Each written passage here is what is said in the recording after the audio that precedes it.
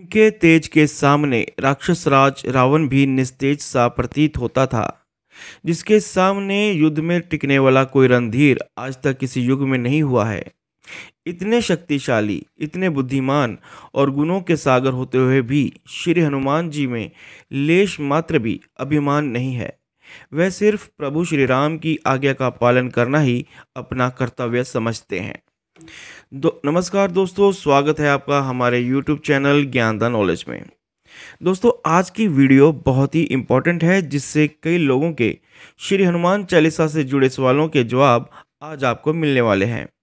अगर आप भी श्री हनुमान चालीसा का पाठ करते हैं और अगर आपको उसका फल नहीं मिल रहा, तो ध्यान से इस वीडियो को आखिर तक ज़रूर देखिएगा और इसे शेयर भी करिएगा।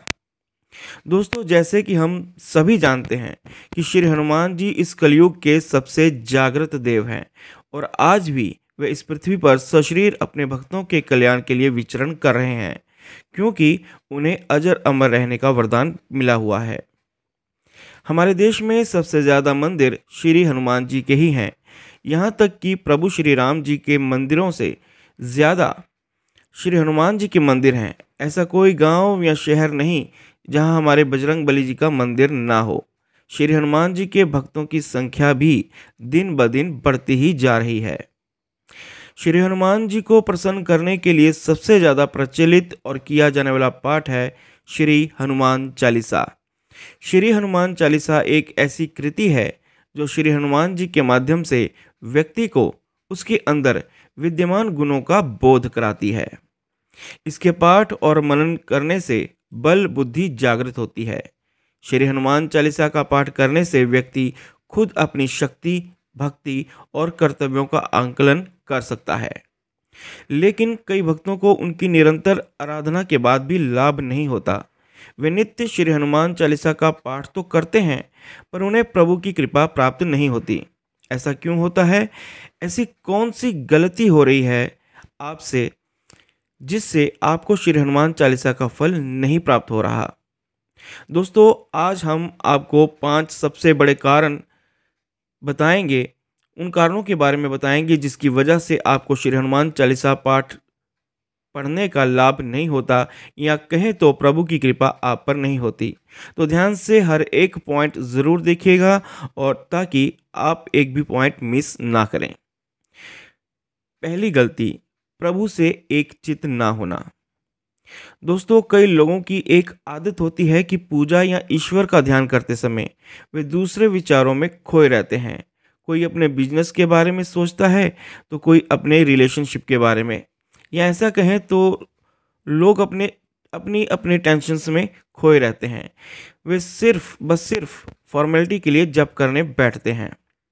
अब आप ही कहें, अगर हम प्रभु से एक चित्त नहीं होते, हमारी भक्ति में दृढ़ता नहीं है, हम सच्चे दिल से भक्ति नहीं करते, तो भला प्रभु अपनी कृपा हम पर क्यों करेंगे? दोस्तों, मैं समझ सकता हूँ कि हम अपने विचारों को बंद नहीं कर सकते, लेकिन ध्यान या मेडिटेशन करके हम अपने विचारों पर कंट्रोल कर सकते हैं और एक जगह केंद्रित कर सकते हैं। इसलिए सिर्फ श्री हनुमान जी ही नहीं, किसी भी देवी देवता का कोई भी पाठ क्यों ना करें, अपने मन को प्रभु के प्रति समर्पित करें। आप जो भी पाठ करें उसका महत्व समझें, सच्चे दिल से पाठ करें, फिर देखना प्रभु की कृपा आप पर जरूर होगी। दूसरी गलती है व्यक्ति की स्वार्थ की भक्ति। दोस्तों, हर इंसान दुख के समय में प्रभु की शरण में जाता है। इसका मतलब ये नहीं है कि उसकी भक्ति में स्वार्थ छिपा है। यहीं पर लोग कंफ्यूज हो जाते हैं, क्योंकि दुख के समय हर कोई ईश्वर से कुछ न कुछ मांगता ज़रूर है। उदाहरण के तौर पर, अगर कोई व्यक्ति दुख और तकलीफ के समय प्रभु की शरण में जाता है, सच्ची भक्ति करता है, अपने आप को उनके लिए समर्पित भी करता है, और प्रभु उसकी भक्ति से प्रसन्न होकर उसकी सारी तकलीफ दूर भी करते हैं। लेकिन सब कुछ अच्छा होने के बाद अगर वो व्यक्ति प्रभु से दूर हो जाता है, पूजा पाठ और सच्चे मन वाली भक्ति ही बंद कर देता है, तब जाकर आप कह सकते हैं कि उसकी भक्ति में स्वार्थ छिपा था। इसलिए कहता हूँ, दुख के समय तो हर कोई ईश्वर को याद करता है, लेकिन सुख में भी जो प्रभु के निकट रहे, उनके लिए समर्पित रहे, उसे निस्वार्थ भक्ति कहते हैं। तीसरी गलती, बुरे कर्म। दोस्तों, सच्ची भक्ति के साथ साथ अच्छे कर्म भी करें, क्योंकि कई लोग ईश्वर भक्ति तो करते हैं, लेकिन उनके बुरे कर्मों के कारण उन्हें उनकी भक्ति का फल नहीं मिलता। आप ही सोचिए, एक तरफ आप मंदिर में बैठकर या घर पर पूजा पाठ कर रहे हों और दूसरी तरफ आप जानबूझकर कोई पाप कर्म कर रहे हों, जैसे कि किसी निर्दोष को तकलीफ पहुंचाना, किसी का धन हड़प लेना, किसी को बुरे कर्म करने के लिए प्रेरित करना, किसी पराई स्त्री पर बुरी नज़र रखना, व्यसन करना इत्यादि। फिर आप कैसे उम्मीद कर सकते हैं कि ईश्वर आपकी प्रार्थना सुनेंगे? एक बात ज़रूर याद रखना, ईश्वर न दंड देता है न माफ़ करता है। कर्म का फल हमारे सुख दुख का कारण बनता है, इसलिए अच्छे कर्म करें भक्ति के साथ साथ। चौथी गलती है संकल्प पूरा ना करना। दोस्तों, आज हम तकलीफ में होते हैं तो उस तकलीफ से बाहर आने के लिए हम हर हम हर एक प्रयास करते हैं। पूजा पाठ हो या व्रत रखना, मन्नत हो या संकल्प, वो समय ही ऐसा होता है कि हम सब कुछ करते हैं। लेकिन ऐसे भी कुछ लोग होते हैं जिनमें या तो धीरज की कमी होती है, या तो प्रभु के प्रति अटूट विश्वास की कमी, या फिर उनका मन कहीं भटक जाता है, या फिर आलस्य के कारण, जिसकी वजह से वे प्रभु के सामने किया संकल्प भूल जाते हैं या अधूरा छोड़ देते हैं। ऐसा बिल्कुल भी ना करें, अपने संकल्प को पूरा करें।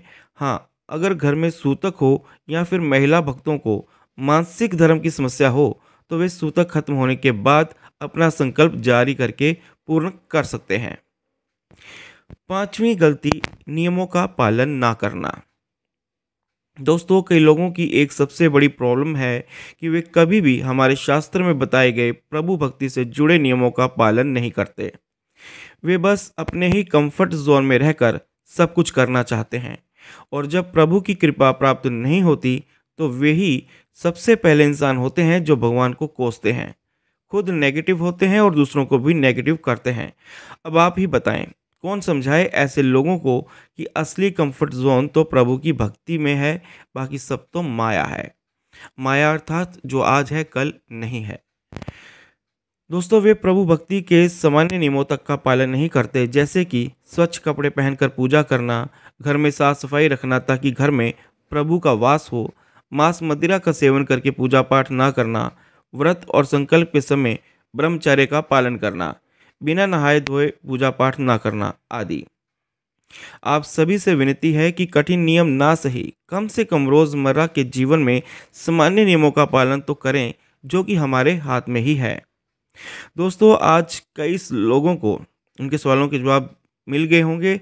देखा जाए क्षमा करें, देखा जाए तो ये सवालों के जवाब हमारे पास ही थे। हर इंसान खुद अपनी गलती को जानता है। एक आप ही हैं जो खुद की गलती को सुधार सकते हैं। एक इंसान ही है जो अपनी गलती को सुधार सकता है। बस इन पॉइंट्स को भूलना नहीं, सच्चे दिल से भक्ति करें, अच्छे कर्म करें, फिर देखना श्री हनुमान जी की कृपा आप और आपके परिवार पर ज़रूर होगी। हमारे बजरंगबली बहुत ही दयालु हैं। वे अपने भक्तों को कभी दुखी नहीं देख सकते। वे आपकी सहायता ज़रूर करेंगे। तो ऐसे ही हैं हमारे बजरंगबली। तो उम्मीद है दोस्तों ये वीडियो आपको अच्छी लगी हो। अच्छी लगे तो इसे लाइक करें, अपने दोस्तों व रिश्तेदारों के साथ शेयर करें और हमारे चैनल ज्ञानदान नॉलेज को सब्सक्राइब करें। धन्यवाद।